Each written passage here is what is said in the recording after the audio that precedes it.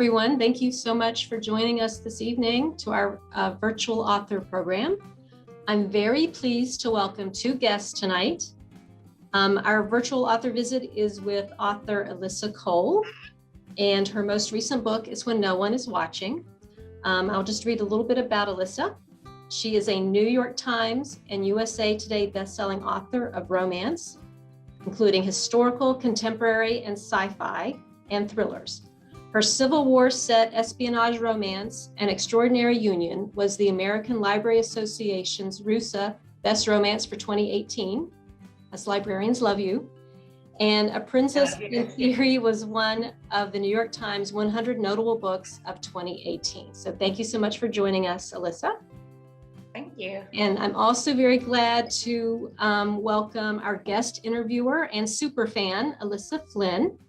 And Alyssa will be conducting the interview with Alyssa. So I'll turn it over to Ms. Flynn for questions.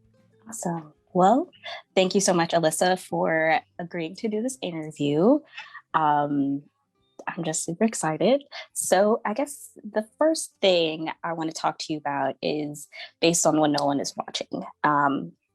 What was the reception to kind of like stepping out of the romance genre? Especially when you pitch this to your editors?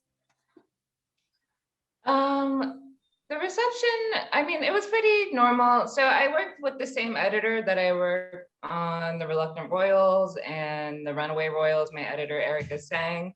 And she knows me. Okay, my dogs are, of course, like, let's have a party. But yeah, so Erica knows me at this point, and like pretty much every time I talk to her, I'm like, what about this idea? What about this idea? And she's always like, can you, finish the books that you have a deadline for, that we could talk about that? So she was not surprised that, I was coming to her with a different genre, and she was excited about it.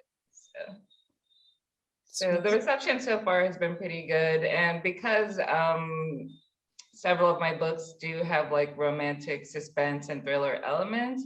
Like actually my first book that I ever wrote was a romantic suspense. It's not, also set in Brooklyn actually. It's no longer on sale. It was like about the Albanian mafia and an Albanian CIA agent, and called Eagle's Heart. But so yeah, so that's always kind of been like a little bit, even in my fun books, there's sometimes like a mystery element. So I felt like it wasn't like really stepping so far out of my wheelhouse. It was just kind of like changing things around a bit. Yeah, awesome. How did like you come up with the idea? I know you said you were pitching it to your editor a lot, like different ideas. Which one, why was this one the one that stuck? Well, for this one, and I was working with Temple Hill Productions, who is a production company. But basically, I had been wanting to write a gentrification book for a really long time. And if you read A Duke by Default, you can see that in the background, it was going to be a gentrification book. There are people buying places in the neyborhood, trying to buy the armory. Yeah. But then that book had so many other elements that became like a subplot instead of being higher up in the chain than I wanted it to be. But also I was fine with that because it wasn't the point of that particular story, even though it was a story that I wanted to tell. So, and I wanted to tell it because of my own lived experience. Like I have my little Brooklyn background, but I'm in the Caribbean right now. I am born and raised in the New York and New Jersey area. And so my entire life, adult life has kind of been seeing the changes from gentrification, seeing how neighborhoods change for better and for worse sometimes for the inhabitants, and like, seeing my family going through certain things and seeing people in my neighborhoods going through things, and kind of just always trying to figure out how to tell that in a story that was still entertaining and still, fun, because you can write I'm not saying that nonfiction books about gentrification are not good, but that's a different form, that's a different way of delivering that message, I guess. Mhm. And for me, I generally prefer using genre fiction to talk about problems in society. So for when no one is watching, I actually didn't think about it until afterwards, but the neighborhood where my family lives, I remembered that years ago, my mom did tell me that they were starting to have walking tours in the neighborhood. And I was like, what? Like, why are they looking? What are they gonna look at? Like, the neighbors like crap in their front yard. But I mean, it's not a bad neighborhood, but like it was Yeah. just weird. It's the place where I grew up, and like Yeah, it's like putting something so ordinary on display. You're like, yeah. what? And also like my family, like my mom doing her gardening, my dad hanging out or doing Mhm. whatever, and like people just walking by me like, oh, this is. So it was a thing that like at the time it wasn't like that big of a deal for me, but it did kind of spark this idea of like it combined with a bunch of different things, and also my research that I've been doing for historical romances set in all different time periods of America, and researching all this different American history, and like so many things that I obviously have not had time to write yet, but just kind of seeing all of these patterns over the course of American history, and going into today, going into this week, going into things that are happening right now as we're talking. So kind of, I don't know, I guess the way my brain works is sometimes I'm thinking about a bunch of things and it's all branching out, and then sometimes there's a project where I can take a bunch of those branches and tie them together, and this was one of those projects. Nice. I would say when I was reading it, it was very vivid in your description of like what was going on in the background and how something that happens in real life to plenty of people, how it can become so scary very fast, very like, oh, like I love that part about when no one is watching. So I really enjoyed reading it. So um, so I guess the next thing we're going to move into, I'm referencing a Slate article, which is by Rochelle Hampton. The title of the article, if anyone wants to look it up, is called "One Romance Novelist Fight for Diverse Love Stories." And one of the things that I pulled from it was a line here. It says, as a kid, Cole would buy tabloid romances at supermarkets and use whiteout to alter the descriptions of ivory or pale skin, changing them to brown. You say that my career on some level is making sure that people don't have to do that. I guess what were some of the reasons why you chose to do the other reasons why you chose to do the whiteout in these tabloid pictures, these photos?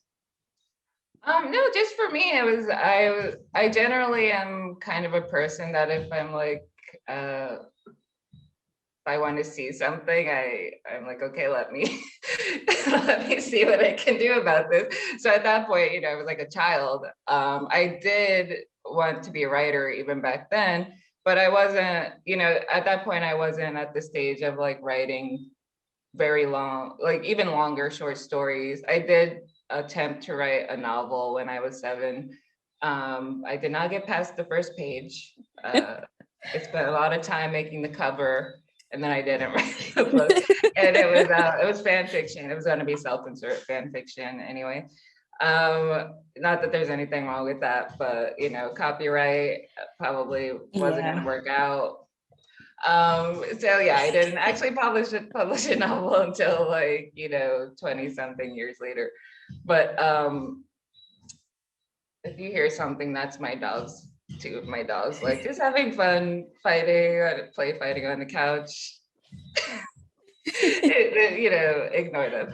But yeah, I mean, I always wanted to be a writer, but at that point I was just kind of like, okay, there's not much I can do. I am enjoying the story I'm reading, but and I actually was an editor for very long.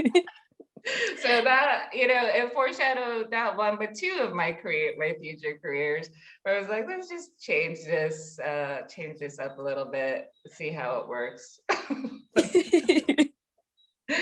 I was a science editor, not a fiction editor, so it was slightly different. Yeah, just a well, little. pretty different, but. So, oh, looks like there is a question from Facebook. Didn't know if Carla, you want to read that one, or if I see it on my little screen here. Oh, it's muted. I'm muted. So we have a question in the chat. Virginia Shea wants to know, I would love to know what your fandom was when you were 7. It was Peter Pan and the Pirates, which was a cartoon that came on Fox. I was in that fandom. The Fox fandom, Pirates of Dark Water, all the shows that were coming. There were some good shows back then. I wish they would finish Pirates of Dark Water still, but but that particular one was Peter Pan and the Pirates. Nice. Okay. Let's see. So I should just mention just for a second, Alyssa, if anyone has questions, please feel free to put those in the comment section, and we'll read those out for Alyssa to answer. So, okay. So one of the things I do want to kind of go back to was, I guess, your experience with small presses, and how, I guess I'll just read the little segment that I pulled out here. It says, and Cole felt sure that these stories deserve to be told, not romanticized, not to romanticize the past, but to tell the full truth of how we built lives despite the country's best efforts to take them from us. Not long after, just kind of skipping ahead, not long after Cole began reading Coates' blog, Ta-Nehisi Coates, she started publishing in various small presses. Kensington was one of 2 publishers whose publication list included more than 20% of authors of color in 2019. So I guess I just wanted to know your experience with small presses, and I guess hearing that kind of like statistic that only 20% of authors with Kensington were published in 2019. So that's a little complicated. I actually was self-published, and so it was I am a hybrid author. So I self-published most of all of my initial historical romance novellas.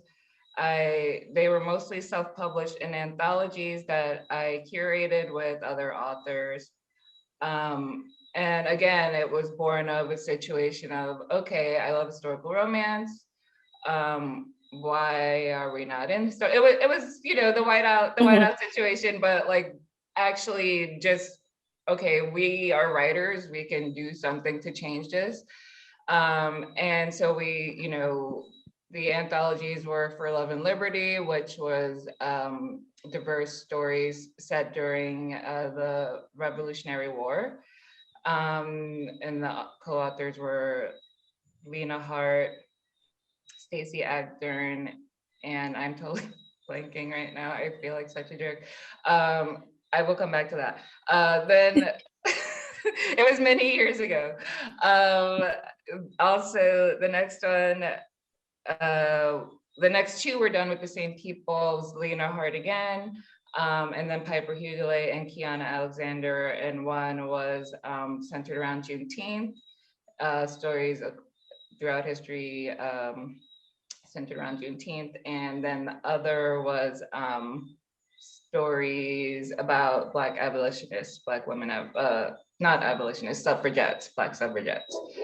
And so those things were kind of just like, okay, we're not going to wait for publishers to publish these. We're just going to publish them ourselves while doing other things, while having other pursuits. I also published a short that was set in medieval Scotland. And then my romantic suspense that I mentioned before got picked up by Lucid, which was a small, a digital press that was very popular. They published a romance, an erotic romance. They closed down not so long ago.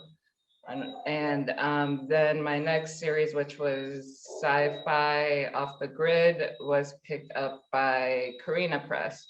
And then, so it was kind of like, stepping stones, I guess. But like they were kind of different aspects of things and different aspects of publishing. So it's self-publishing, smaller presses that were not quite small presses, digital presses. So mostly focusing on ebooks, the digital market, and then Kensington and Kensington, Avon, and Audible at this point are who I'm working with and was working with. Kensington having 20% Black authors or authors of color. They have a line that's Defina Press, which publishes all Black romance.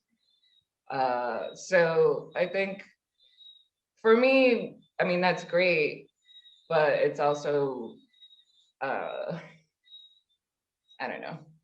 It's great. And I think they do work really hard, and I work with S.E. Soga there, but I think all of publishing has more to do. And like, those stats, obviously you could drill down into it and like how many authors, is it titles or is it authors and things like that. It's a good base point, jumping off point. But for me, I always feel like there can be more diversity, more Black authors, more Asian authors, more Latino authors, more queer authors, definitely more trans authors in romance. So I think I'll never be satisfied, to be honest. There needs to be more. Yeah, for sure. I mean, we shouldn't settle on just what's there.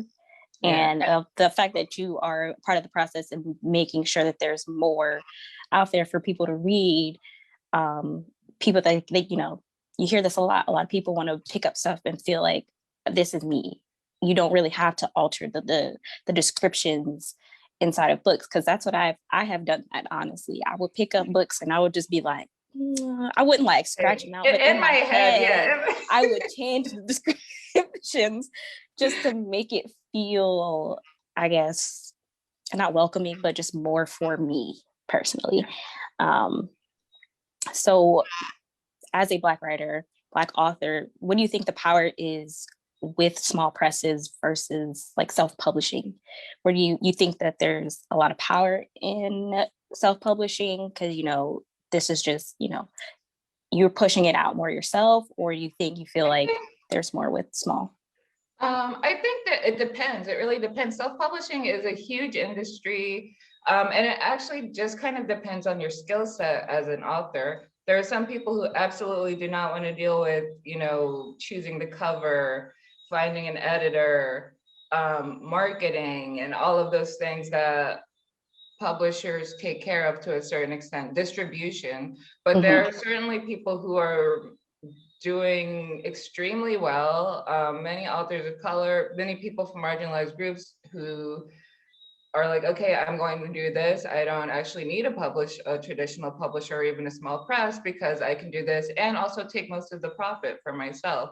So it really depends on the author. I don't think one is particularly better. I'm a hybrid because sometimes I feel like doing one thing, sometimes I feel like doing another thing.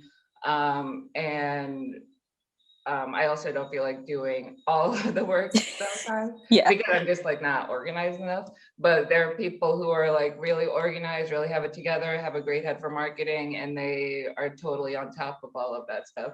So the thing for me is that I don't think that marginalized authors should be forced to self-publish because traditional publishers are not acquiring them. And so for me, that's the differentiation. I don't think that one is necessarily better than the other because it depends on the author and what they want. But I think, sometimes it's like, well, you can self-publish now. And it's like, yeah, I can do a lot of things. That's not the point. The point is like, well, it's fair. And, it's not, when you look at how publishing treats marginalized authors and kind of really dig into it, it doesn't make any sense apart from racism, homophobia, and other forms of bigotry. And even not within the individual people, like editors and acquiring people, but it's systemic. And it's something that needs to be dismantled and something that needs to be pushed back against. And, I just feel like with publishing, there are just so many paths you can take. But if people self-publish, I don't want them to have to do it because they feel that they will be rejected if they try, or they have been rejected by traditional publishing solely for the reason of, I don't know how to sell this book because the character is Black or is Asian, or things like that. And things are changing, and hopefully it should be a choice. It shouldn't be something people are forced into because of racism and bigotry. Yeah, for sure. And now with the success of other Black and people of color, when they're writing romance, I guess, what do you think the prediction, or where do you hope romance will go with them being more involved? So I'm extremely happy that there are more people of color being published, and I just hope it continues because like earlier when I was saying I'll never be satisfied, I was thinking about one conversation I had with Beverly Jenkins, and it was me and a group of people, and she was talking about when she was first published, there were many Black authors. Like if there was in the mid 90s, there were many Black authors, and many of them are still writing now, but it's just the way publishing treated them. Were their books pushed? Were their books promoted? I mean, this is me. She was just talking about the fact that there were many Black authors, but many of them did not continue writing because it wasn't worth it, or their books were not promoted, or any reason that a person will leave a job, because writing is a job. And if you're in a workplace that's treating you unfairly, and I think this is the thing that really gets lost in the diversity conversation, that this is a job. If I was at my office and someone was like, oh, actually I don't know if someone wants to talk to you because you're Black, so maybe we'll have like this other person do it, that wouldn't be cool. But in publishing, you'd be like, oh, I don't know if someone wants to read that because you're Black, and that's like seen as was seen as an acceptable marketing thing. So I think, but getting back to, there have been Black romance authors before. I'm not new. None of us doing this right now are some new thing. And even thinking like, and I bring this up often, but like, there are old like Jet and Ebony and Essence magazines on Google. And there's an article from a 1982 Ebony magazine, I think, about Black romance writers and romance writers of color hoping to change the industry, that is the same year I was born. And we're having the same conversation almost 40 years later. And it's like, okay, so it's like, I'm glad that things are changing and seemingly changing quickly, but I will also say social media is a funnel. So there are a lot more of us and a lot more people are being acquired. But if you actually think about the numbers compared to publishing overall, they're higher, but they need to be much higher and they need to stay high. It can't be something like, okay, we had this like few years period of diversity, because the diversity is not the goal. The goal is to publish, have people being a workplace that is reflective of the Western world. If we're talking about the US, Canada, and the UK, for example, which are the major publishing places, you can't, like, this isn't charity. People treat it like it's charity, or like, oh, we're doing something good. No, you're doing your job. So obviously I have feelings about this. I'll stop there. I have a question for you, Alyssa. What do you think the reader's role is in this? I do think the readers have a role. I don't think that they have the primary role. Okay. I do think they have a role. I mean, obviously there are racist readers, and there are people who are not racist, but okay, our society is racist, right? So we have spent most of us our entire lives kind of in the society saying, hey, who gets romantic stories? White cishet couples. Everyone else, that's kind of weird. When you see it, sometimes it's even a joke. It's not funny, that like, it's not normal that other people have like they fall in love. I don't think so. And it's like this thing that if someone just like said this to you or said it out loud, they would probably be like, hey, that doesn't actually, like, that doesn't make sense. But like, it's a societal kind of programming in a way. Mm-hmm. So, and also the programming too of, okay, we're going to put the Black books in the Black section, the Asian books in the Asian section, the queer books in the queer section. And okay, even if it's a romance, it's like going in like African American studies or like whatever. So like things like that. And then telling, you know, white people, hey, don't go over there.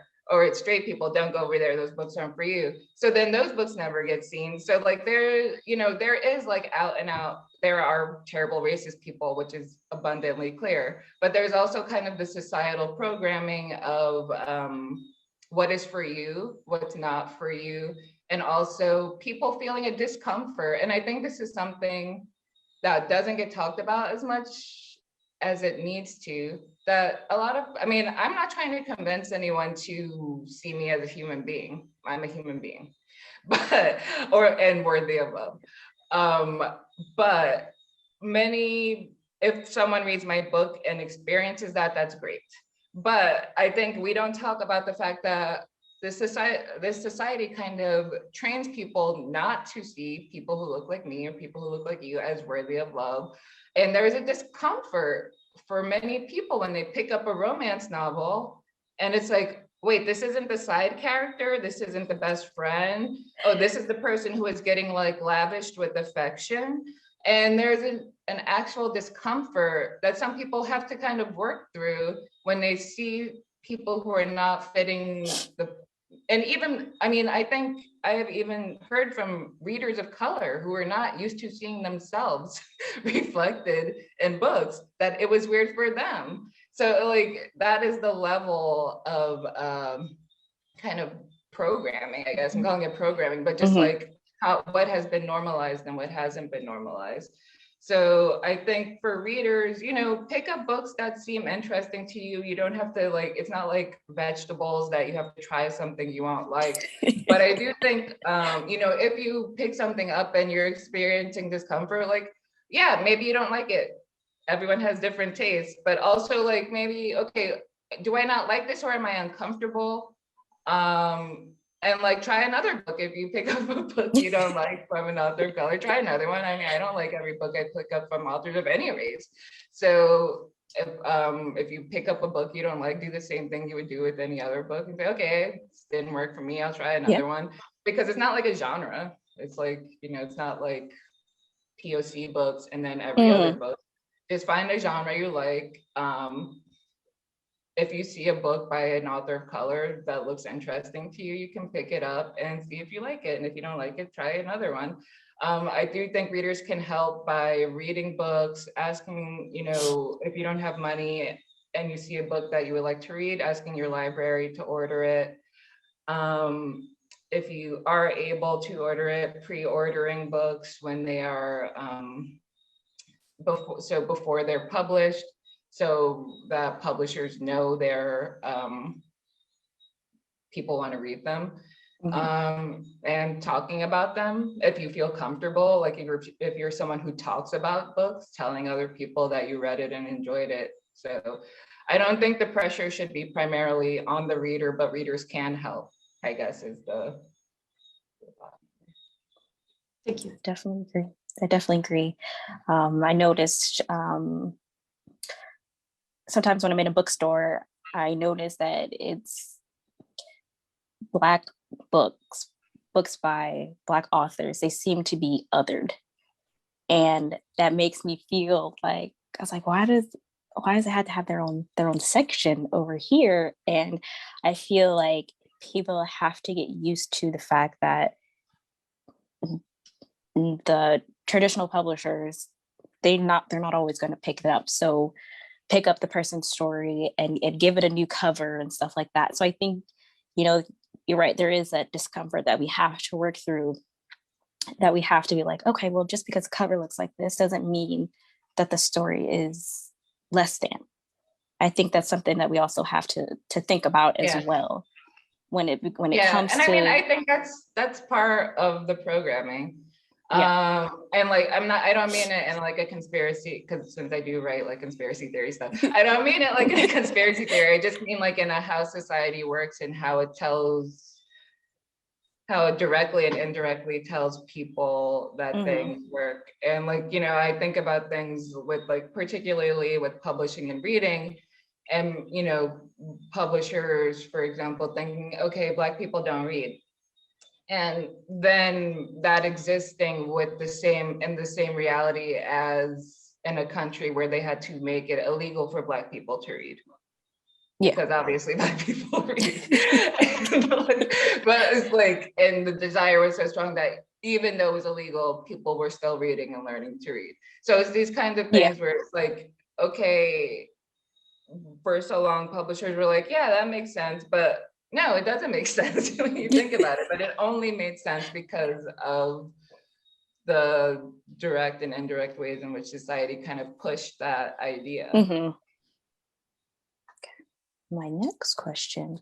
Well, have you seen Bridgerton? I have not. You have not? Okay. I have not. Well, kind of just a little bit segue.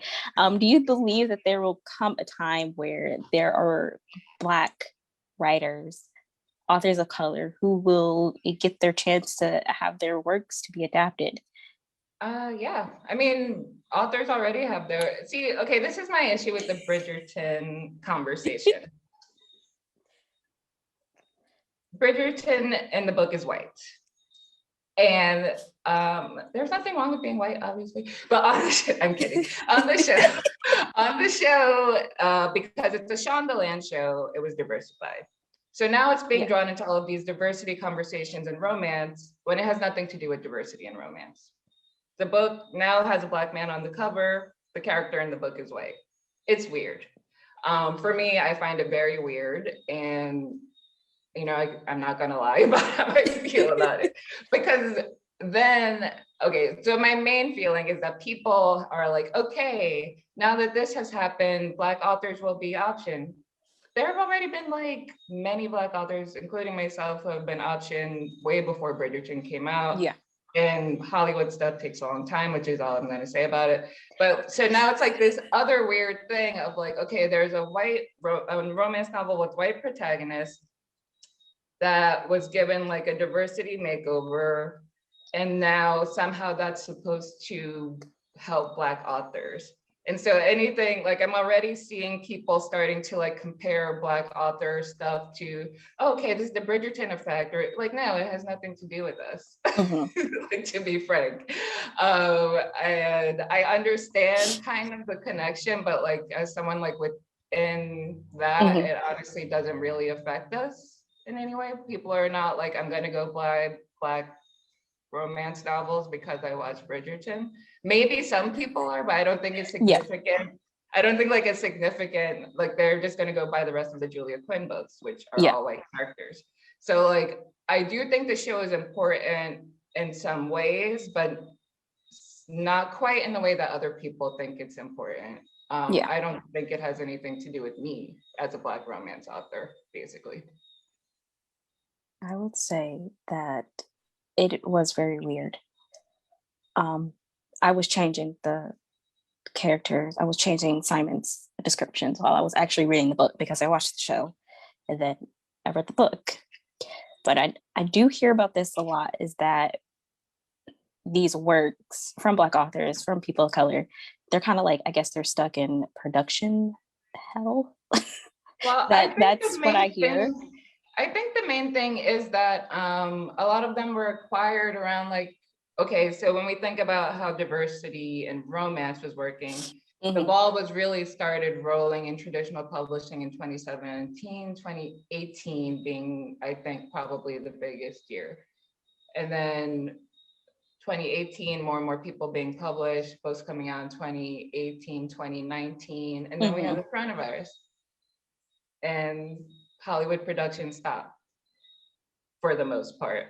And so I feel like a lot of deals were being made. This is just my, and when I say a lot, I don't mean like a huge amount, but compared to before, and deals were being made, and then where were they going to go with Hollywood stalled out? So I feel like there's a thing too of like, okay, there's a pandemic. It's not like people could really be just putting out TV shows. Yeah. So I mean, I think maybe some people, but the thing for me is like, there are always romance shows. Like Sweet Magnolias did very well. PBS has historical romances that people are always talking about. I do think this is a Shondaland show, and so it has like that kind of Shondaland mystique. But I think as far as romance, that like, and historical romance especially, I do hope, I mean, I know I'm being a bit cynical. I do hope that it changes something, but I mean, I have to be realistic. I don't think that like, okay, people are like, yeah, there's going to be like a huge Bridgerton effect. If you look at the top historical romances, what are they? Julia Quinn. Yeah. So like the effect is for Julia Quinn, which makes sense. It's her book, and there's a whole series, and then people want to read the rest. But like, I don't believe in trickle down economics. I don't believe in trickle down romanceonomics either. So I mean, hopefully there is some. I would be very glad if there's an effect, but I don't think it's something that should be taken as a given, because the world doesn't work like that generally. Yeah. Okay. I'll just jump in here a second and say, if anyone watching has any questions for the author, you can type those into the comment, and we'll get those read out to be answered. Awesome. Thank you. Let's see. Oh, I kind of asked that already. Oh, yes, recently I saw your tweet that you're branching into graphic novels. How did that come about? And I can tell that you're excited about it. That came about. So, I mean, I always wanted to be a writer, but one of the things that like I thought I was going to be was also a comic book artist when I was a kid. Like, I loved comic books. I still have my little comic book cards in my wallet from when I was like 9 years old. And I would draw on my walls and stuff like that. I love comic books, and I eventually stopped drawing because I was like, oh, I'll never be good enough. But it was silly because I look at comic book artists now and they have their drawings from when they were younger, and I was like, oh, I had to like keep practicing. But obviously writing was calling to me more than drawing. But I still always wanted to work in the comic book medium. And I do have a short comic in Bingo Love Jackpot by T. Franklin. It was the Jackpot edition, which had additional short stories, which was my first opportunity I was ever given to, branch out into comics, which I appreciated so much. And, but basically for this, it's in the Reluctant Royals series, one of the novellas, Can't Escape Love, which features a couple who bond over an anime called Reject Squad Ultra, which I made up. I also love anime, and I made up this anime for the book, and it's like a Sleeping Beauty military school shonen fantasy. And as I was working on it, I was like, man, it would be cool if this was real. And some people would ask after reading, like, oh, is this going to be a real comic or a real anime? And I'm like, I wish. And so I had commissioned some artists to draw the characters cosplaying as the characters from the anime for the release. And one of the artists whose work I really loved is O'Neill Jones, and I commissioned her for some other stuff too, like the Royal Crest for the Reluctant Royals. And I had been talking a bit with my editor about what do you think of a comic, or do you think it could be a comic? And she was like, okay, you have deadlines. But I think that's it's a good idea. She's like, I don't do comics, but and then obviously I was working on other things, and I was talking with people here and there, but nothing was ever working out. And I was like, I'm just gonna make like a short something fun for my fans, my readers. people who enjoyed it. And I was like, I'll commission, see if O'Neill Jones can do it. I'll commission her, and I'll just be a short little introductory thing. And then she just like made this amazing character design and like these pages that were amazing. And I was like, hey, maybe. You're like, all right, I have to do this now. I was like, what do you think about pitching this? Because this, like, it was just like so wonderful. I was like, it feels like a shame if it only, especially after like all of her design work and stuff, if it was just a short thing. And I just felt like it had this potential for more. So we both talked to our agents, and yeah, they pitched it, and people loved it. And yeah, we ended up, now it's going to be two graphic novels. And honestly, I mean, I'm just like, okay, like, you're gonna pay me to do this, you suckers.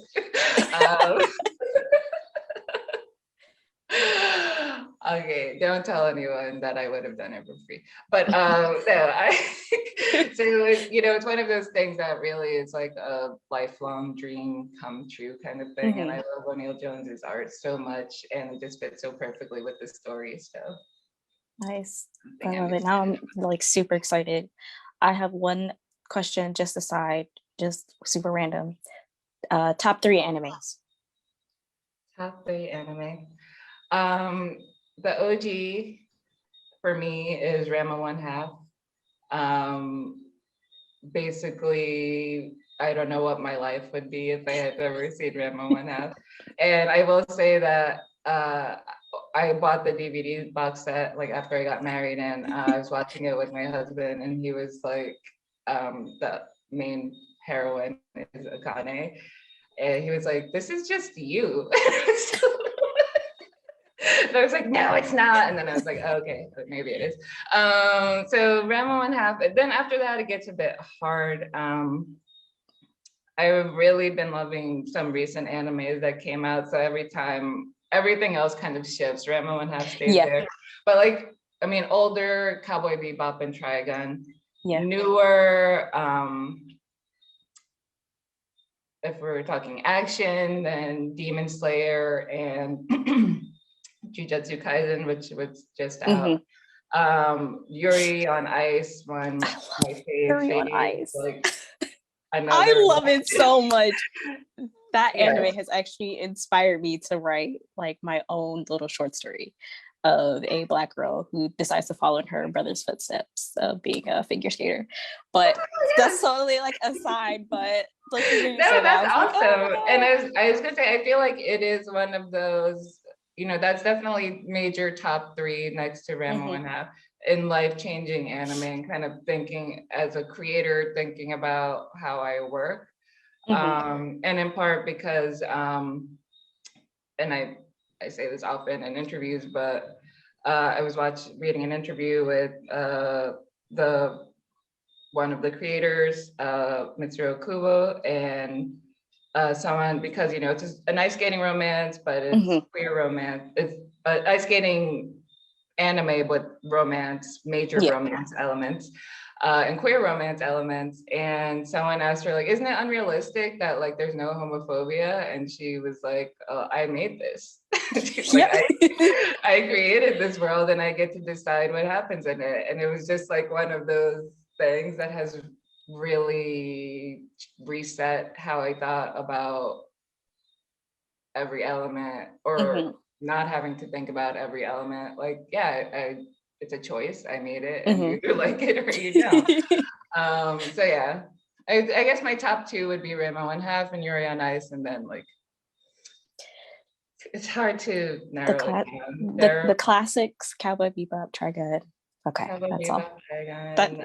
Newer, Keep Your Hands Off Aizuken is a newer fave. As far as movies, I love Studio Ghibli. I never know if I'm pronouncing it correctly. But Totoro is a favorite. I'm actually really sad because I got a new phone, and I used to have like a little Totoro silicone case, and it can't fit on it. And I'm going through actual like, I can't believe this. I can't find a new one. Can I 3D print Okay, we'll see. If anyone knows how to 3D print a Toyota phone case, hit me up. But Whispers of the Heart or Whisper of the Heart is probably my favorite. Mm-hmm. And watching Kiki's Delivery Service as a burnt out adult was a very different experience than watching it. Like, Not as a burnt if you out haven't adult. watched it recently, watch it again. I was watching it and I was like, oh my God. Okay, this hits much differently as an adult with a job and responsibilities. Mm-hmm. So yeah, I mean, I could keep going, but look, I'll stop there for now. I know I'm gonna later on. I'll be like, no, I didn't mention this other thing, but it's fine. Thank you for indulging me, because I was like, now I have to ask. Also, sorry if you guys can hear like this incessant beeping. I realized I set my alarm to the wrong time, and I was wondering why the last couple of days. I can't hear it. Okay, great. Okay, but I also have like a million frogs making noise, so maybe other people can. I can't. Okay. We do have a comment on Facebook for you, Alyssa. Speaking of Can't Escape Love, I have been wondering ever since I read it whether you have Gus's magic salad dressing recipe. I do. It is. Hold on, let me look it up to be sure. But it's actually from All Recipes. Oh. It's from allrecipes.com, and it's in there because I was obsessed with it while I was writing the book. If you go to All Recipes, it's the ginger sesame dressing. Hold on, let me double check to make sure as we're talking. Except the main difference that for my version is that in their version you add water to it to dilute it, and I do not add water to it. I just have like full force ginger, garlic, sesame situation going on. Ginger, sesame.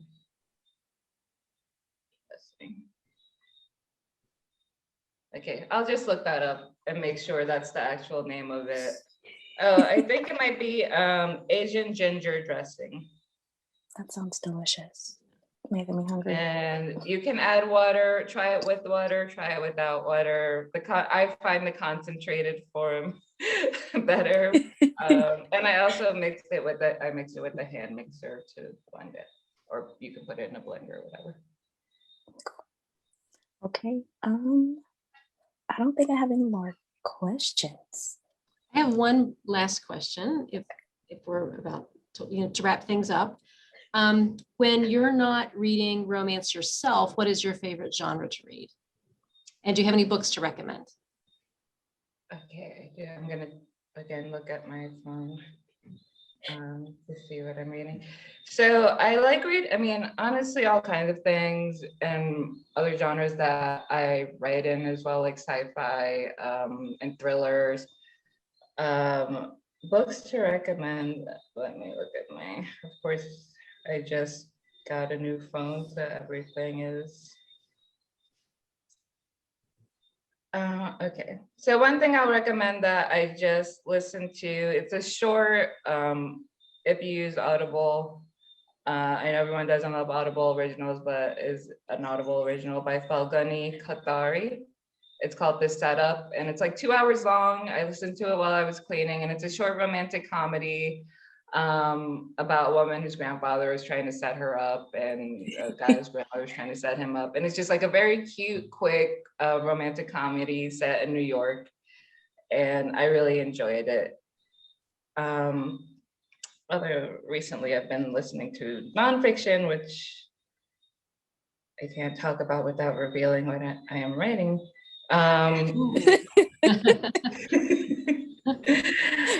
Well, I guess I can say I'm working on the next book in the Hive series, as the series I guess is called. The first book is The AI Who Loved Me, and I'm working on the second one, which I need to put into print. I haven't had time to do that yet. But books I'll recommend, a short mystery thriller that I read, it's Key to Your Heart by Nicole Reese. Nicole, Necole, and I really enjoyed it. It's a shortish mystery, basically like kind of like Flavor of Love, and what if someone killed him? And also, what if he was kind of R. Kelly? Like, what if we so it's like, you know, this game show with the women competing for like the love of like the most popular R&B artist in the world at the time, and then like he ends up dead, and it's like going from contestant to contestant, showing what they were doing, their motivations, who actually did it. So yeah, those were 2 books that I enjoyed recently, and I've been reading a lot of manga. Spy Family is a really fun one. I heard Which about is that one. basically, it's like a guy who's a spy. It's like a fantasy, contemporary fantasy, and an imaginary city. The guy's a spy. He needs a wife. He needs to get his child that he does not have into the school, a fancy school, so he can like catch some criminal. But basically he finds a kid at an orphanage, and she was like actually tested on, so she can read minds. He doesn't know this. So she's like a very small child, so he can read minds. And it's like then he needs to find a wife for his friend, and he finds this woman who he thinks is just an office worker, and she's actually an assassin, like a deadly assassin. Of course, he doesn't know it. The little girl knows both of their secrets, but she doesn't tell because obviously they don't want each other to know. So it's just like a funny comedy of errors with a spy, an assassin, and a telekinetic child trying to get into this fancy school. And most of the time, the 2 parents not knowing each other's secrets.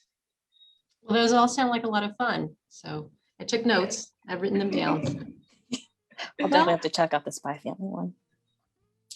Thank you so much for joining us, both Alyssas. It's been a great conversation. I want to thank everyone for logging in and for asking questions in the comments, and very much appreciate you stopping in. And thank you very much for your time, Alyssa. We really appreciate your taking time out to talk to us about your books and your views on publishing. And we're very honored to have had you with us for the last hour. So thank you very much. Thank you so much for having me. Thank you, Alyssa, for the great questions. Of course. Again, thank you. This is like one of my boxes I get to check. I was able to take a picture with N.K. Jemisin, and now I got to interview you. Next is Beverly Jenkins. So it's happening. I'm making it happen. It will happen. You put it out there, it's going to happen now. Great. All right. Thank you, everyone. Thanks, everybody, for stopping in. Thank you.